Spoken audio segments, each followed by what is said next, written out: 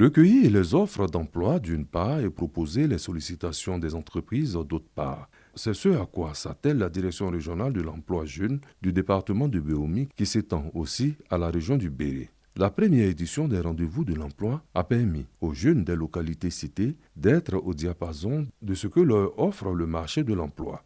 Plusieurs jeunes du département de Béomi et de la région du Béré ont pu s'insérer dans le tissu socio-professionnel grâce à l'emploi jeune local qui enregistre d'autres opportunités.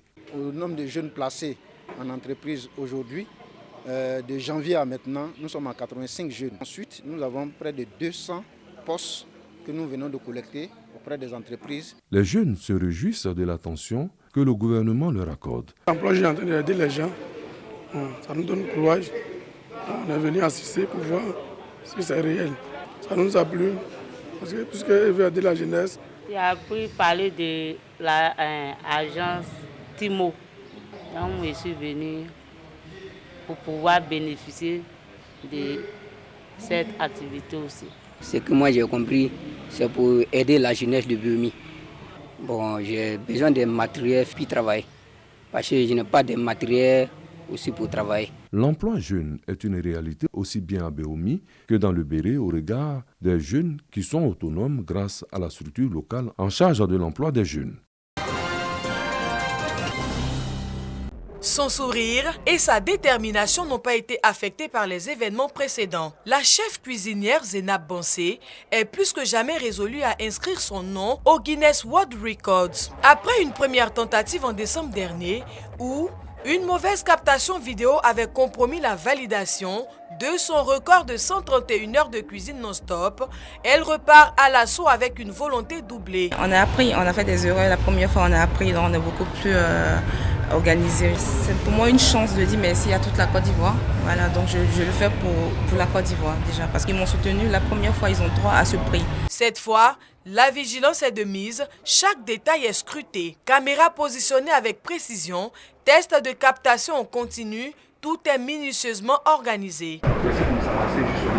Les techniciens ajustent les angles et testent les flux en direct. L'enjeu est de taille. Garantir une retransmission conforme aux exigences strictes du Guinness World Records. Ça fait quelques jours qu'on est sous la pression de pouvoir relever ce défi-là, mais on pense que tout ira bien. On compte vraiment sur le soutien de tout le monde. À ce moment-ci, on a beaucoup de caméramans, n'ayez pas peur. Les 4 mois sont branchés. Les ustensiles et les ingrédients sont soigneusement disposés. Pour ce nouveau défi, c'est une représentante officielle du Guinness World Records qui donne le top départ en direct, un fait inédit dans l'histoire du Guinness World Records. C'est vraiment la meilleure des chances, je vous souhaite bonne chance. Le public, lui, répond une nouvelle fois présent. Vraiment, je suis très fière d'elle. À sa place, je n'aurais pas fait ce qu'elle est en train de faire là, parce qu'elle a déjà fait une première fois, ça n'a pas marché. Donc on est là pour elle, sache qu'on sera là jusqu'au bout. Zénab Bansé, c'est une femme incroyable. Une femme battante, voilà, qui ne lâche rien. S'il vous plaît, c'est pas comme ça vous arrangez. Filmez bien, elle va prendre son trophée, elle va partir à la maison. Un défi culinaire, mais aussi une action solidaire. Les plats cuisinés par la chef Zénab Bansé seront distribués aux personnes vulnérables et au public avec des ruptures collectives prévues tout au long du jeûne chrétien et musulman. Pour inscrire son nom dans l'histoire, elle devra tenir jusqu'au 2 avril prochain. Les artistes membres du Burida, le bureau ivoirien du droit d'auteur, invités à passer à la caisse. Plus de 520 millions de francs CFA à distribuer au titre des perceptions d'octobre à décembre 2024. Les 520 millions, ça concerne 3701 bénéficiaires.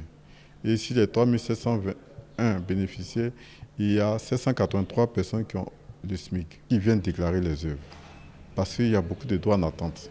Aujourd'hui, nous avons communiqué, nous avons 233 millions pour les droits en attente.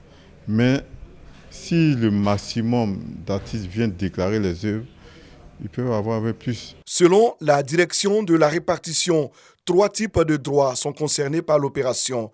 Les droits de reproduction mécanique, les séances occasionnelles et le call ring back tone.